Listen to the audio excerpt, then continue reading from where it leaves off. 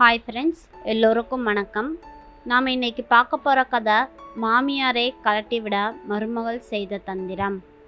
Tirunelveli junction ரயில் நிலையத்தில் வந்து இறங்கியதுமே சுந்தருக்கு மனமகிழ்ச்சி உண்டாயிற்று. சுற்றுமுற்றும் பார்த்தான். எவ்வளவு பழகிய இடம்! திருநெல்வேலியை பார்த்ததும் தன் அம்மாவையே அருகில் பார்ப்பது போல் இருந்தது. 6 மாதத்திற்கு ஒரு முறையோ வருடத்துக்கு ஒரு முறையோ தன் மனைவி குழந்தைகளுடன் அம்மாவை பார்க்க வந்து விடுவான். அம்மாவுடன் 4-5 நாட்கள் இருந்துவிட்டுதான் திரும்ப அவனுடைய இடத்துக்கு போவான். 4-5 நாட்களிலும் அவன் அம்மாவிடம் என் கூட வந்து இருந்து விடேன்மா என 400 முறையாவது சொல்லுவான். அதற்கு அம்மாவும் சிரித்து கொண்டே, வந்துட்டா போது சுந்தர், அதுக்குன்னு டைம் வரணும்ல. அப்பா இருந்த ஊரு, நான் வாழ்க்கைப்பட்ட பழகிய இடம், நீ பிறந்து வளர்ந்தது எல்லாமே இங்கே தான். சுப்பிரமணிய சுவாமி கோயிலையும் அதை அணைச்சுண்ட மாதிரி ஓடுற தாமிரபரணி நதியையும் என்னோட உசுரோடு கலந்துருச்சுப்பா. இதை விட்டுட்டு அங்கே எப்படி வர்றது? அம்மாவுடைய பேச்சில் இப்போதைக்கு அம்மா இந்த கிராமத்தை விட்டு வர மாதிரி இல்லை என்ற உறுதி அவனுக்கு எப்பொழுதும் தெரியும். ஊருக்கு வந்துவிட்டால் சமையல் வேலை, குழந்தைகளை கவனிக்கிற வேலை, கணவனுக்கு சாப்பாடு போடுகிற வேலை என எதுவுமே இல்லாமல் மனைவி மாலதி ஏதாவது பாட்டை பாடிக்கொண்டு சுற்றி சுற்றி வந்து கொண்டிருப்பாள். அவ்வளவு ஜாலியாக இருக்கும் அவளுக்கு. குழந்தைகளும் கார், சைக்கிள், பைக் என எதுவும் ஓடாத தெருவில், நடுத்தெருவில் மற்ற குழந்தைகளுடன் குதியும் கும்மாளுமாக ஜாலியாக விளையாடி கொண்டிருப்பார்கள். பாரு, இவெல்லாம் எவ்வளவு சந்தோஷமா இருக்காங்க. பட்டணத்தில் இதெல்லாம் கிடைக்குமா? நான் இந்த கிராமத்தில் இருக்கிறனால தானே நீங்கள்லாம் அந்த டவுன் ஏரியாவை விட்டுட்டு எந்த டென்ஷனும் இல்லாமல் இங்கே வந்து நிம்மதியாக இருக்க முடியுது. நானும் அங்கே வந்துட்டேன்னா நீங்கள் போக வர ஒரு இடல் இல்லாமல் இருப்பீங்கள்ல. அது நியாயந்தாம்மா. உனக்கு ஒரு சேஞ்ச் வேண்டாமா? எவ்வளவு நாள் தான் இந்த கிராமத்திலேயே, அதுவும் நான் வாழ்க்கைப்பட்ட ஊர்னு சொல்லிட்டு போக இடம் இல்லாமல் அடைஞ்சிட்ருப்ப. அதுதானப்பா நீங்கள் வந்து மருமகளை குழந்தை கூட கொஞ்ச நாள் இருந்துட்டு போகிறீங்கள, அதுவே போதுமே. உங்ககிட்ட நான் வர வேண்டிய நாள்னு ஒன்று வரும்ல சுந்தர், அப்போது நீ கூப்பிடாமையே நான் வந்துடுவேன் பாரு என்பாள் அம்மா. அவள் பதில் இப்போதைக்கு நான் வர்றதாக இல்லை என்று சொல்வது போல் இருக்கும்.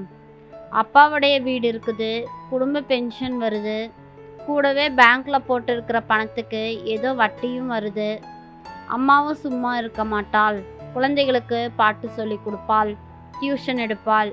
வெயில் காலத்தில் எல்லா வீட்டிற்கும் போய் வத்தல் வடகம் போட்டு கொடுப்பாள். அது மட்டும் இல்லாமல் அம்மா அரைத்து கொடுக்கும் மாவில் சுடும் இட்லி மெத்தென்று மல்லிகைப்பூ மாதிரி இருக்கும் என எல்லோரும் சொல்லுவார்கள். வயதானவர்களுக்கு திடீரென ஏதாவது பொருள் வேண்டுமென்றால் தேன்குழல், முறுக்கு, சீடை என ஏதாவது சாப்பிடும் போல் இருந்தால் அம்மாவை தேடித்தான் வருவார்கள். சின்ன தகர பிஸ்கட் டப்பாவில் போட்டு நமுத்து போகா வண்ணம் இறுக்கமாக மூடி வைத்திருப்பாள். அம்மாவுக்கு எதுவும் கிடையாது. இரத்த அழுத்தமோ சுகரோ என மருந்து செலவுகள் எதுவும் கிடையாது. அம்மா தாமிரபரணி நதியில் தான் குளிப்பாள். ஜலதோஷம், காய்ச்சல் வந்தது கிடையாது அம்மாவுக்கு. கிராமத்தில் ஒவ்வொரு வீட்டினருக்கும் என் அம்மாவைத்தான் ரொம்ப பிடிக்கும். அம்மாவுக்கு அவர்கள் கொடுக்கிற மதிப்பும் மரியாதையும் அதிகம். ஒரு நாள் சில வீடுகளில் 10-20 பேருக்கு வடை பாயாசத்தோடு சமைக்க வேண்டி இருந்தால் என் அம்மாவைத்தான் கூட்டிட்டு போய் செய்வார்கள் என நினைத்து கொண்டிருந்தான். இப்படியெல்லாம் இந்த கிராமத்தில் ஒன்றிவிட்ட அம்மாவுக்கு எப்படி இந்த அமைதியான அன்பான சூழ்நிலையை விட்டுவிட்டு வேறு எங்காவது போக பிடிக்கும்? ரயில்வே ஸ்டேஷனை விட்டு வெளியே வந்து பார்த்தான். இரட்டை பாலத்தின் அடியே நுழையும் பொழுது சந்திரவிலாஸ் ஹோட்டலும் லட்சுமி விலாஸ் லாவா கடையும் தெரிந்தன. ஒன்று சாப்பாட்டுக்கும் டிப்பனுக்கும் பிரதிசித்தம், இன்னொன்று அல்வாவுக்கு பிரதிசித்தம். அம்மாவுக்கு அல்வா என்றால் அவ்வளவு பிடிக்கும். அதை எடுத்து வாயில் போட்டு கொண்டதுமே தொண்டையில் வழுக்கி கொண்டு போகும் பொழுது, எவ்வளவு நல்லா இருக்குதா சுந்தர் என்பாள். ஒரு கை மிக்சர் எடுத்து வாயில் போட்டு சூடாக காஃபி குடிப்பாள். மறுபடியும் பாருடா சுந்தர், எவ்வளோ டேஸ்ட்டாக இருக்குதுல்ல என சின்ன குழந்தை போல் சந்தோஷமாக சொல்லி கொண்டு சிரிப்பாள். அதனால் 1/2 கிலோ அல்வாவும் 1/2 கிலோ மிக்சரும் வாங்கி கொண்டான் சுந்தர். வெளியே வந்தான். அவனையே ஒரு ஆட்டோ சுற்றி சுற்றி வந்து கொண்டிருந்தது. அண்ணா, சிஎன் வில்லேஜ் போலாமா என்று ஏறிக்கொண்டான். ஆட்டோ திருச்செந்தூர் ரயில்வே கேட்டை தாண்டி சரிவில் விற்றென இறங்கி கிராமம் நோக்கி ஓடியது. பச்சை மரச்சட்ட ஆளி போட்ட வீடு என அடையாளம் சொன்னான். ஆட்டோவுக்கு பணம் கொடுத்துவிட்டு அம்மாவை இன்னும் சில வினாடிகளில் பார்க்க போகிறோம் என்ற ஆவலில் படியேறி கதவை பார்த்தான். அவனுடைய வீடு பூட்டி இருந்தது. அம்மாவை காணவில்லை.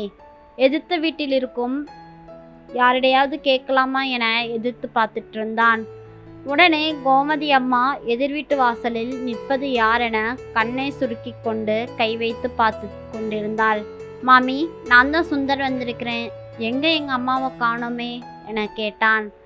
பண்ணையார் வீட்டுக்கு போயிருக்கிறா, பொழுதோட தான் வருவான். நீ வேணும்னா அம்மாவை பண்ணையார் வீட்டில் போய் பாருப்பா சுந்தர் என்றார் கோமதி மாமி. நேராக பண்ணையார் வீட்டுக்கு செல்ல ஆயத்தமானான். அவனை சுற்றும் எதிர்பார்க்காத அம்மா பதட்டமோ பரபரப்போ இல்லாமல் சுந்தரா பாவா என வரவேற்றாள். இங்கென்னம்மா செய்கிற என ஒன்றும் புரியாமல் கேட்டான் சுந்தர்.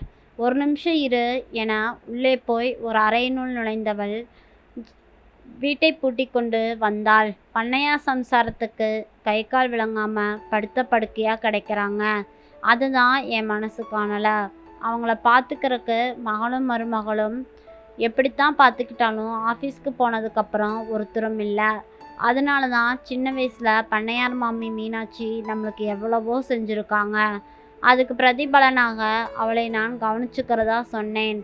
பணம் வேண்டாம்னு தான் சொன்னேன். ஆனால் அவங்களோட பிள்ளையும் மருமகளும் கேட்கல. 1ஆம் தேதியா நான் 2000 ரூபாயை என் கையில் திணிச்சிட்டு சாயங்காலம் 6 மணிக்கு ஆஃபீஸ் விட்டு வந்ததும் நீங்கள் போயிட்டு வாங்க மாமி, நாங்கள் பார்த்துக்குறோம்னு என்னை அனுப்பி வைப்பாங்க. காலம்பரை ஃப்ளாஸ்கில் எனக்கு காஃபி போட்டு வச்சுட்டு ஹாட் பாக்ஸில் சூடாக பண்ணுற டிஃபனையும் வச்சுக்கிட்டு மத்தியானத்துக்கு சாதம் குழம்பு கறி செய்து எடுத்து வச்சுட்டு ஆஃபீஸ்க்கு போகிறாங்க. எல்லோரும் என்னை நல்லா தான் கவனிச்சுக்கிறாங்கப்பா.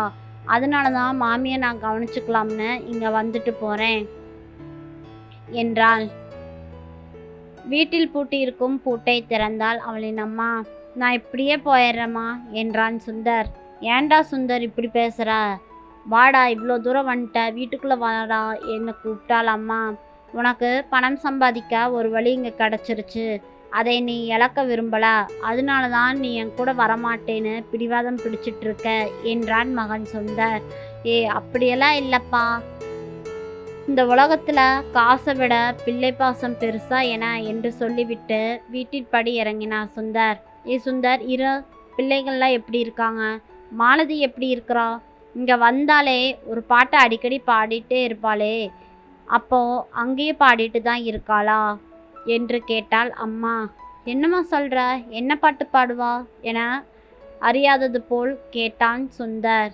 அதுவா, பரமசிவன் கழுத்திலிருந்து பாம்பு கேட்டது, கருடா சௌக்கியமா, யாரும் இருக்கும் இடத்திலிருந்து கொண்டால் எல்லாம் சௌக்கியமே, கருடன் சொன்னான் என்ற பாட்டு என்றாள் அம்மா. அம்மா ஏன் தன்னுடன் வந்து இருக்கவில்லை என்பதற்கான காரணம் இப்பொழுதுதான் தெரிந்தது சுந்தருக்கு.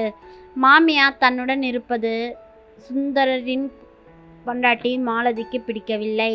அவரவர் இடத்தில் அவரவர் இருக்க வேண்டும் என்பதைத்தான் இந்த பாட்டின் மூலம் பாடிக்கொண்டிருந்தாள். அம்மா புத்திசாலி, புரிந்து கொண்டாள். சுந்தருக்கு இப்போது மனசும் கண்களும் ஒரு சேர கலங்கின. இப்பொழுது புரிந்ததால் அம்மா நம்முடன் வந்து இருக்க மாட்டேங்கிறாள் என்று. இப்போ என்ன செய்யறது? அம்மாவையும் விட்டு கொடுக்க முடியாது, மனைவியையும் விட்டு கொடுக்க முடியாது. பரிதாப நிலையில் இருந்தான் சுந்தர். அதனால் அம்மாவுடன் 4-5 நாட்கள் இருந்துவிட்டு கனத்த மனதுடன் பட்டணத்துக்கு கிளம்பினான். நன்றி. இந்த கதை பிடிச்சிருந்தா மறக்காம நம்ம சேனலை சப்ஸ்கிரைப் பண்ணி உங்கள் ஆதரவை எனக்கு கொடுங்க. தேங்க்யூ.